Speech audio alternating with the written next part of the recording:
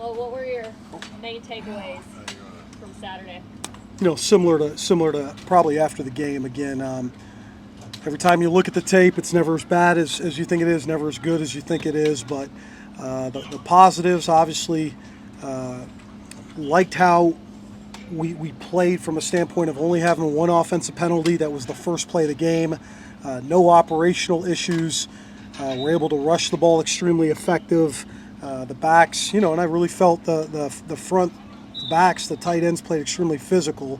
From a standpoint of only 3 explosive plays, certainly something that we're working to address as we're out here 0 for 5 throwing the ball down the field. Something we have to address as you guys know as well. Bush, in your experience, what's the benefit of having true co-starters at running back versus you're just going to ride 80% of the carries or whatever you have? I think from a freshness standpoint that especially nowadays in ball, I think 2 guys feeding off of one another is critical. And I even think in that game there was opportunities where Seth was out there for 4, 5, 6 plays. Then all of a sudden Dante came in and was able to hit that big one and be fresh. And so I think more than ever now, the ability to kind of play off of one another is critical, and we're fortunate to have both those guys. We talked so much about the offensive line all offseason. What did the film show in those guys when you went back and watched it? Certainly the number one, going into the game was we had to be the more physical team. They had to feel our presence there, and I think that showed up, at all levels. Able to run the ball extremely well. Thought we protected well. Again, for us moving forward now against an SEC opponent, that's got to be in our DNA. That's got to be who we are, and we're excited to watch them play Saturday. Mark has talked a lot about Pete Golding and his style of defense. What sort of challenges does that style of defense present? Nothing easy, from the standpoint of what they do in the back end, their ability to play press coverage, post safety defense, 2 high defenses. For the most part, if you just line up in regular formations, if you will, you're going to have to go earn everything. And so we got to do a great job of trying to create certain things for ourselves to either lighten up the box or create, mismatches, rubs, picks, anything we can do to try to get guys open. Harris was a big disruptor last week. What do you see from him? I think the guy's a big time player. I think from top to bottom, we know it. This is a top tier program in the SEC. They got good players. They got extremely good length at the defensive line position on the back end, and so it's going to be a great challenge, one we're excited for. What's the key to kind of ironing out those deep ball connections to where they're more effective? Yeah, I think it goes both ways. I thought initially there was indecision, from our standpoint at the quarterback position. Sometimes making it more complicated than it needs to be, checking the left, checking the right post snap, and we've really addressed that from the standpoint of post snap, pick the guy we're going with, hold the safety, give him a chance, give him an opportunity. Again, I think there was good situations with J.J. Hester, his ability to stretch the ball down the field, but we got to make a huge jump. We talked about it after the game from week 1 to week 2, and that's our focus. Mark said on his radio show that he was talking with Josh Brown after practice, who remarked that it was one of his more productive Mondays he's been a part of. Did you see that, and what made it so productive? You never exactly know. I think Josh has been one of the more professional guys we've been around since he's gotten here.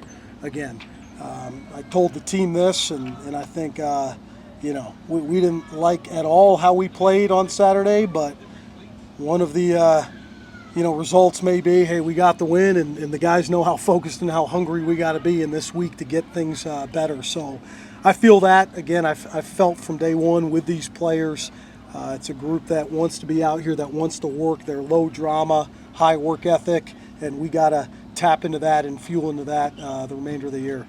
Bush, do you subscribe to that big jump between weeks 1 and 2 typically? I sure as heck hope so. So. But again, I just think you can be out in practice and you can prep them with every situation, but there's nothing like real game experience, and them feeling that for the first time. Certainly nowadays in college football, the amount of live reps you have before the first game, is a lot less than maybe it used to be, and so we certainly believe, right, that now they've gone through it, they've felt what it has to feel like from a conditioning standpoint, from an operational standpoint. We really believe that can be a huge jump. Coach, will you talk a little bit more about your experience with Josh Braun? You touched on his professionalism.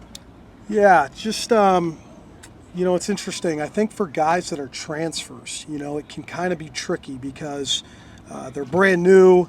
It's year one for them in a new situation, but he's just always been that person when he walks in the building that he kind of owns the room.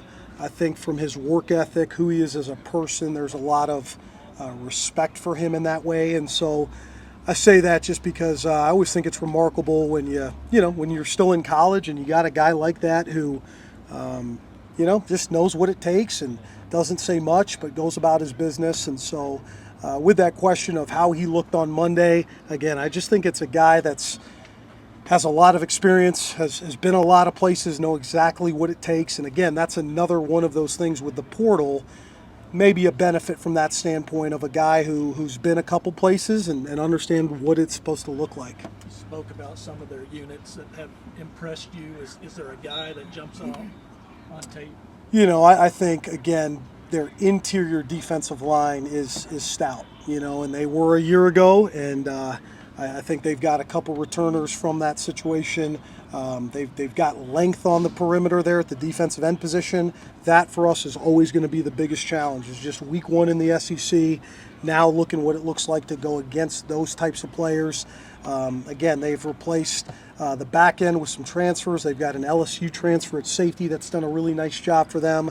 Again, from top to bottom, we think it's a really good SEC group, and so it's what we faced last year. I think there's certainly something from a confidence standpoint of those guys having enough players that played in that game last year, but we're going to have to flip that focus really from here on out. We know what it's going to look like week in and week out. How much value is there in that film from last year with so many transfer guys for you guys and them? Yeah, it gets tricky, because schematically, obviously, there's a lot of value. The coordinators are still in place, getting a feel for what we tried to do and how they played it. A little bit of a cat and mouse situation of what we showed. From the player standpoint, that gets a little tricky because now you're having to watch other film to get a. We're watching Marshall to see how the linebacker looked like there. We're watching different places to see different guys. So it does get more tricky, but, obviously we're trying to evaluate everything. Jagger seemed a lot more confident in camp this year. What did you see from him after you watched the film? Yeah, we think he's one of the more athletic players out there. And so I think for him, it's just going to be consistency, snapping the football. And so I'm not going to address it. I'm not going to say anything about it. And it seems like it's been good. And so we're just going to keep going forward with it. But he's a smart player. He's another guy like Josh, as you guys know, extremely talented, but you're going to get everything out of him every single day. Those are the guys you want every single year. So, Back a couple more kickoff luncheon at the beginning of camp. You said a lot of what you do, you run through Kendrick Law. How much did his injury at the beginning of camp set him back, or how much of that is still left in the playbook?